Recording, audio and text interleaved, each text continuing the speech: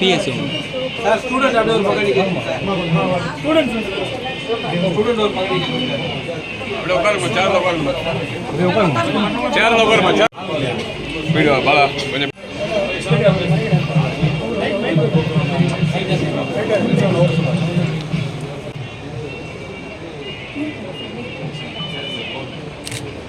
Government ஸ்டூடெண்ட்டுக்காக நிறைய websites எல்லாம் உருவாக்கிட்டாங்க. வெப்சைட்ஸ்ன்னு பார்க்கும்போது மனசேரி நான்முதல்கள் அந்த புக்ஸில் இருந்த எல்லா விதமான அதாவது இந்தியா விதமான நிறைய வெப்சைட் புக்ஸ் டெக்ஸ்ட் புக் பார்க்கறதுலேருந்து உயர்கல்வி வழிகாட்டி தீக்ஷா போன்ற நிறைய வலையமைப்புகள் இருக்குது. அந்த வலையமைப்போட வலை செயல்களும் இருக்குது. அதை பயன்படுத்தி இன்ட்ராக்ஷன் மூலிமா நம்ம கொடுக்கும்போது ரொம்ப ரிலாக்ஷன்ஸாக இருக்குது. இப்போ இந்த மூலிமா ஸ்மார்ட் போன் மூலிமா இம்ப்ளிமெண்ட் பண்ணுறது இப்போ கிளாஸஸ் அப்படின்னு பார்த்தீங்கன்னா நிறைய கண்டென்ட்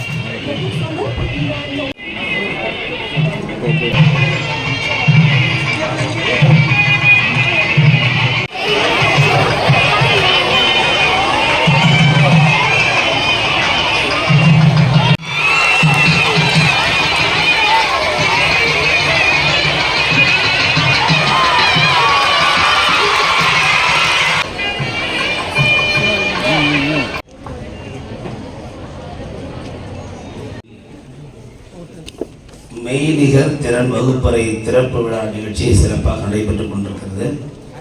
இந்த நிகழ்ச்சிக்கு தலைமை பொறுப்பேற்றிருக்கக்கூடிய மாவட்ட முதன்மை கல்வி அலுவலர் எல்லப்பன் அவர்களே, முன்னிலை பொறுப்பினை ஏற்றுள்ள மாவட்ட கல்வி அலுவலர் துரைப்பாண்டியன் அவர்களே, இந்த நிகழ்ச்சியிலே கலந்து கொண்டிருக்கின்ற நகர்மன்ற தலைவர் வெண்ணிலா கோதண்டராமன் அவர்களே, துணைத் தலைவர் பிபிபி பரமபுரம் அவர்களே, பிடிஏ பொருளாளர் திருமதி லலிதா ஞானசேகரன் அவர்களே,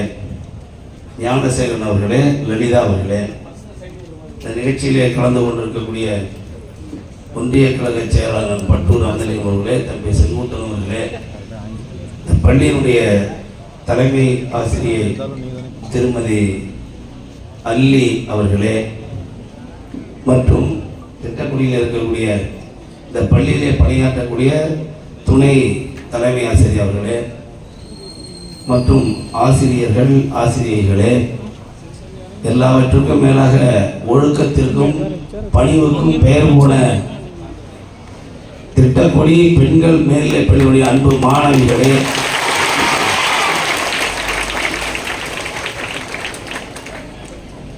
உங்கள் அனைவருக்கும் எனது அன்பான வணக்கம்.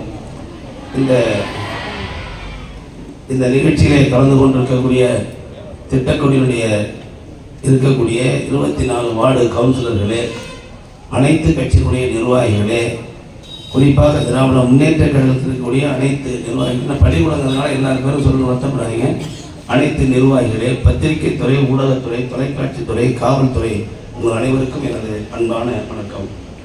குறிப்பாக இந்த நிகழ்ச்சி நடைபெறுவதற்கு மிக முக்கிய காரணமாக இருந்த ஜெயின் கோபியன் என்கின்ற ஒரு கம்பெனி. அந்த கம்பெனி ஒரு பெரிய கண்ணாடி தொழிற்சாலை கம்பெனி. அந்த கம்பெனியில் நான் ஏற்கனவே இந்த பள்ளிக்கு உங்களிடத்திலே பேசிட்டு போனேன் ஒரு முறை. அது ஒரு ஆண்டு காலம் இருக்கும்னு நினைக்கிறேன். இப்போ பார்த்தபோது இந்த பள்ளி ஒரு தரமான பள்ளியாக இருப்பதை கண்டு நான் வியந்து போனேன். ரொம்ப தரமான ஒரு பள்ளின்னா அந்த திட்டக்குடி மேல்நிலைப் பள்ளி. அதே போல அதிகமான ஸ்ட்ரென்த் இருக்கிற பள்ளி இந்த நமக்கு பள்ளி தான். அதனால நான் சில வாக்குறுதிகள்லாம் கொடுத்துட்டு போயிருப்பேன், ஆனால் யாரும் அதை ஃபாலோ பண்ணல. இது மாதிரி 10ஆம் வகுப்புல முதல் மார்க் எடுத்தால் பணம் கொடுக்குறோம், +2 சொன்னோம், எந்த எச்எம்மும் ஃபாலோ பண்ணல, இங்கே இருக்க ஆசிரியரும் ஃபாலோ பண்ணல நினைக்கிறேன். என்னன்னு தெரியல, அதை பார்த்துங்க. குறிப்பாக முதல் மார்க் எடுத்தவங்க, 2ஆம் மார்க் எடுத்தவங்க, 3ஆம் மார்க் எடுத்தவங்க நம்ம ஏதாவது உதவி செய்யணும்னு சொல்லியிருந்தோம். அது என்னென்ன இந்த தலைமை ஆசிரியர்கள் நினைவுபடுத்தி அதை என்னிடத்தில் கேட்க வேண்டும் என்று நான் கேட்டுக்கொள்ள விரும்புகிறேன். இந்த பள்ளியில். அதனால எதுக்கு அதை சொல்ல வந்தேன்னா, அப்போது வந்தபொழுது இந்த பள்ளியில் பார்த்துட்டு ஒரு நல்ல ஒரு சிறப்பான பள்ளியாக இருக்கு. மாணவிகள் ரொம்ப தரமாக இருக்காங்க, ரொம்ப டிசிப்ளினாக இருக்காங்க. ஸோ இந்த பள்ளிக்கு ஏதாவது செய்ய வேண்டும் என்று கருதினால் அதுக்கு என்ன செஞ்சால் சரியாக இருக்கும்ன்றத யோசனை பண்ணி ஸ்மார்ட் கிளாஸ் இப்போ வந்து இன்னைக்கு விஞ்ஞான உலகம் வளர்ந்து கொண்டிருக்கின்ற காரணத்தினால் ஒரு ஸ்மார்ட் கிளாஸ் வேணும்னு சொல்லி இந்த நிறுவனத்தில் சொன்னோம். அவர்கள் சுமார் 50 லட்சம் ரூபாய் செலவு செய்து இன்றைக்கு ஒரு ஸ்மார்ட் கிளாஸை உருவாக்கி இருக்கிறார்கள்.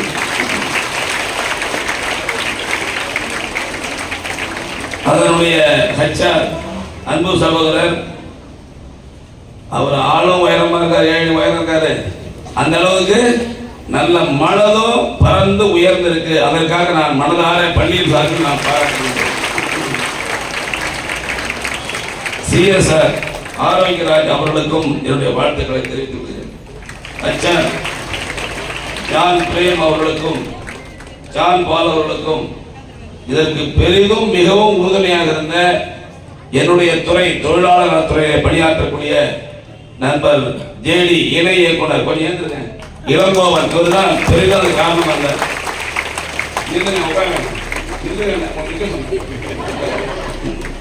மாணவர்கள் வாங்க என்ன சொல்வார், நில்லுன்னு சொல்வார். 2 விதமா சொல்வார். ஒன்று நல்ல அறிவாளியாக நிற்க சொல்வார், இவன் தான் சிறந்த அறிவாளி இந்த வகுப்புலன்னு சொல்லுவாங்க. தப்பு பண்றவனாலும் இவன் தான் நில்லுன்னு சொல்லுவாங்க. ஆனா இவர் நல்ல அறிவாளியும் கூட, உதவி செய்வதற்கு நமக்கு உறுதுணையாக இருந்தவர். அதனால தான் நிற்க சொன்னேன். இன்னொரு விஷயம் என்னன்னா, இதோட நீங்க விட்டுறக்கூடாது. இந்த பள்ளிக்கு வேற என்ன வேணும்னு கேட்டு நீங்க தொடர்ந்து இன்னும் ஒரு 50 லட்சம் ரூபாய்க்கு இந்த பள்ளிக்கு எதையும் செய்ய வேண்டும் என்று நான் உங்கள் சார்பாக கரவொலி மூலமாக கேட்டுக்கொள்கிறேன். செஞ்சு கொடுத்துருவேன். ஏன்னா இவங்க நினைச்சாங்கன்னா செஞ்சு கொடுத்துருவாங்க. அது ஏன்னா மாணவர்கள் வளர்ந்தால், குறிப்பா மாணவிகள் வளர்ந்தால் தான் இந்த நாட்டினுடைய பொருளாதாரமும் சமூக புரட்சியும் ஏற்படும். அதனால நான் சாதாரணமாக கேட்டதில்ல, இந்த ஜெய் கோபியுடைய நிறுவனத்திற்கும் அதனுடைய உரிமையாளருக்கும் அதில் பணியாற்றக்கூடிய ஊழியர்களுக்கும் குறிப்பாக இவ்வளவு பெரிய மனம் வந்து 50 லட்சம் இது மட்டும் இல்லை, கழிப்பறை வசதி அது ஒரு 25 லட்சம், மொத்தம் 75 லட்சம் ரூபாய்க்கு இந்த பள்ளியோடு செஞ்சு கொடுத்துருக்காங்க. இன்னும் ஒரு 50 லட்சம் ரூபாய்க்கு நம்முடைய தலைமை ஆசிரியர் என்ன வேண்டும் என்று சொன்னால் அதையெல்லாம் செய்து தர வேண்டும் என்று பணியோடு நான் உங்களை வேண்டி விரும்பி கேட்டுக்கொள்கிறேன். ஏன்னா பிள்ளைங்க படித்தாலும் சந்தோஷம்.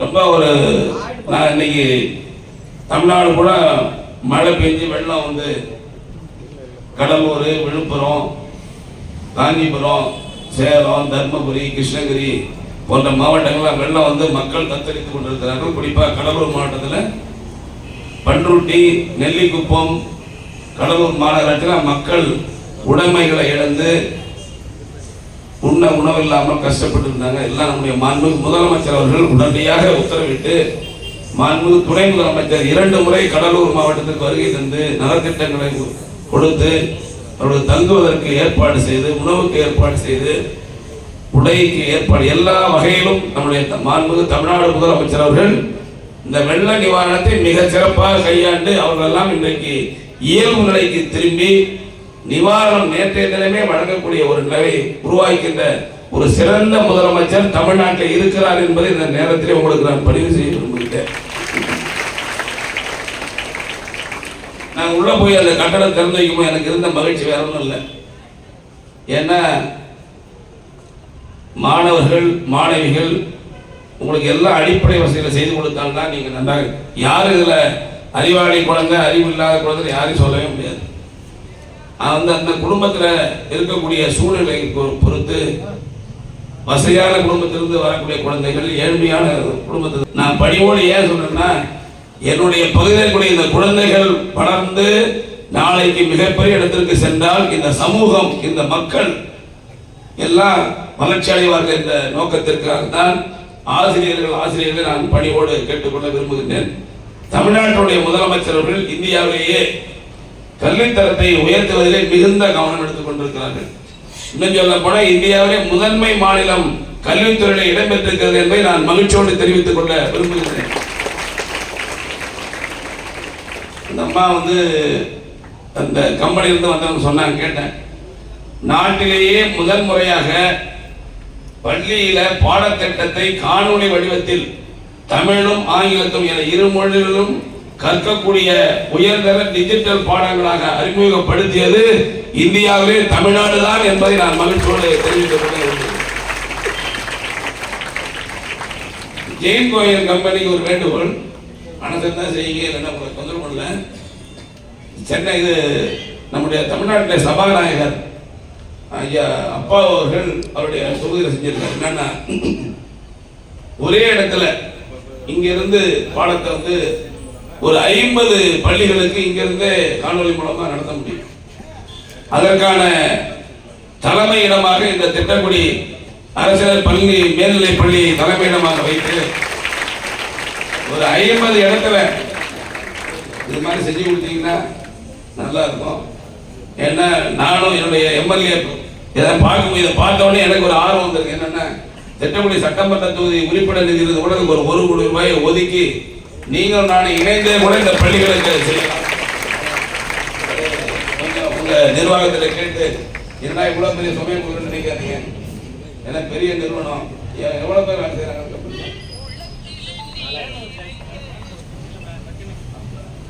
அதுக்கு முடிஞ்சா செஞ்சு கொடுன்னு நான் கேட்டுக்கிறேன். நம்முடைய மாண்பு முதல் நேரத்தின் அருமை கருதி நிறைய ஃபங்க்ஷனில் வெயிட் பண்ணிட்டு இருக்காங்க. நேரத்தின் அருமை கருதி மாணவ செல்வங்கள் நன்றாக படிக்கணும், ஒழுக்கம் முதல்ல கற்றுக்கணும். நான் இந்த மேலே நிற்கிறது காரணமே உண்மையாக சொல்கிறேன், அதற்கு என்னை ஆளாக்கிய ஆசிரியர்கள் தான் என்பதை நான் பணிவோடு நான் பதிவு செய்ய விரும்புகிறேன். ஏன்னா எனக்கு சொல்லிக் கொடுத்த வாரியார் எங்கள் எச்எம் பேர் வேணுகோபால் பிள்ளை, அவர் இறந்துட்டார். நான் பல மேடைகளில் பேசியிருக்கேன், பல விழாவில் பேசியிருக்கேன். அவர் ஒரு பொய் கூட சொல்லாத ஆசிரியர், சொல்லவே இல்லை. கடைசி வரைக்கும் ஒரு பொய் கூட சொன்னதே இல்லை. அது என்ன அப்படின்னா ஆச்சரியமா இருக்கு, ஆச்சரியம் தான். ஆனால் உண்மை. நான் அவர்கிட்ட படித்தேன், கடலூர் அரசு உயர்நிலை பள்ளியில் நான் படித்தேன். அவர் ஒரு பொய் கூட சொன்னதே இல்லை. நான் அவர்கிட்ட கேட்டேன், நான் எம்எல்ஏ ஆன பிறகு அமைச்சரான போய் அவர் காலில் விழுந்து கும்பிட்டு சொன்னேன். அப்போ சொன்னார், நீ கணேசன் அது மாதிரிலாம் காலில் மந்திரி ஆகிட்டேன். இல்லையா, நீங்க எனக்கு தெரிஞ்ச உலகத்துல ஒரு பொய் கூட சொல்லாத ஒரு ஆசிரியர் நீங்க தான் அப்படின்னு சொன்னேன். நான் ஒரு பொய் சொல்ல வேண்டியதான் உயிரோட இருக்க மாட்டேன்னு சொன்னார். ஒரு பொய் சொல்லக்கூடிய நிலைமை வந்தால் நான் உயிரோட நிச்சயமா இருக்க மாட்டேன்னு சொன்னேன். ஆசிரியரிடத்திலே நான் படித்தவன் என்பதை நேரத்தில் நான் பெருமையோடு சொல்லிக்கொள்ள விரும்புகிறேன். அவர் சிஇஓ ரிட்டையர்ட் ஆனார். அவர் பள்ளிக்கு இன் டைம் பஞ்சுவாலிட்டி, அதுக்கு மீனிங் வந்து இன் டைம். பஞ்சுவாலிட்டிக்கு மீனிங் இன் டைம். அவர் ஒரு சென்டென்ஸ் சொன்னார். ஃபர்ஸ்ட் நான் எஸ்எஸ்எல்சி படிக்கும் போது முதல் பாடம் வந்து செல்ஃப் ஹெல்ப் பேர் Gandhiji, careless man can never get good luck அப்படின்னு சொல்லி கொடுத்தார். 30-40 வருஷம் வந்து நினைவு. என்ன காரணம்? ஆசிரியர்கள் தான் ஒரு மாணவனை உருவாக்குவது மட்டுமல்ல, ஒரு நாட்டையே நல்ல நாடாக மாற்ற வேண்டும் என்றால் ஆசிரியரிடத்தில் தான் இருக்கிறது என்பதை நான் உறுதியாக சொல்லிக் கொள்ள விரும்புகிறேன். அவர் இறந்துட்டாரு, ஆனாலும் நான் நினைச்சிட்டு இருக்கேன். ஏன்னா அவர் சொல்லிக் கொடுத்த உண்மை, நேர்மை, ஒழுக்கம், பணிவு, அடக்கம் இதெல்லாம் சொல்லிக் கொடுத்தாரு. நான் எஸ்எல்சி படிக்கும்போது தங்கப்பாலகன் சினிமா ஓடிச்சு பக்கத்து தேட்டரில். அப்பெல்லாம் டூரிங் தேட்டர் இருக்கும். நான் கொஞ்சம் நல்லா படிப்பேன். அந்த தினம் சினிமாவுக்கு போயிட்டு அந்த பரிச்சை ஆனுவல் பரிச்சை நடக்கும்போது சினிமாவுக்கு போயிட்டேன். அது தெரிஞ்சவொடனே என்னை கூப்பிட்டு படுக்க வச்சு இந்த நீம் ட்ரீ இருக்கு பாருங்க, வேப்ப மரம், பெரிய ஒரு 3 அடி குச்சி ஒடிச்சு வந்து படுக்க வச்சு சுத்தாமட்டு ஒரு 10 அடி அடித்தேன். நான் வெக்கப்படலை. அடித்த காரணத்தினால் தான் இன்றைக்கு தமிழ்நாட்டுடைய அமைச்சராக தமிழ்நாடு முதலமைச்சர் நியமித்திருக்கார் சொன்னால் அதற்கு ஆசிரியர் அடித்த அடிதான் என்பதை நேரத்தில் தெரிவிக்கிறேன். உங்களை அடித்தா என்ன பண்ணிருக்கீங்களோ ஒரே போலீஸ் ஸ்டேஷன் கம்ப்ளைண்ட் கொடுக்க போறீங்க. என் பையனை எப்படி அடித்தேன், எந்த வாதியா இருக்க போமா, பக்கத்து கொடுக்குறாரா, நிலத்தல்லுறாரா, இல்லை நீங்க படிச்சா என்ன அவங்களுக்கு என்ன பொறாமையா? இல்லை, நான் நேரான கூட பரவாயில்ல, நீங்க தெரியுங்க சொல்றேன். அவங்களுக்கு என்ன பொறாமை? ஒரே ஒரு அது யாராக டாக்டரா இருக்கட்டும், இன்ஜினியரா இருக்கட்டும், கலெக்டரா இருக்கட்டும், எஸ்பியா இருக்கட்டும், எந்த துறையில பணியாற்றினாலும் அவர்கள்லாம் போட்டி பொறாம இருக்கும். ஆனால் பள்ளியில் இருக்கக்கூடிய ஆசிரியர் தான், ஆசிரியர் மட்டும்தான் தன்னிடத்தில் படிக்கிற பிள்ளை 100 மார்க் 100க்கு 100 எடுத்துனா சந்தோஷப்படுவாங்க. என் பையன் 100க்கு 100 அப்படியே ஏதோ ஒரு 100 கிலோ தங்கம் கிடைச்ச மாதிரி நினைப்பாங்க, பல கோடி கிடைச்ச மாதிரி நினைப்பாங்க. என் பொண்ணு 100 என் பையன் 100 அவ்வளோ சந்தோஷப்படுவாங்க.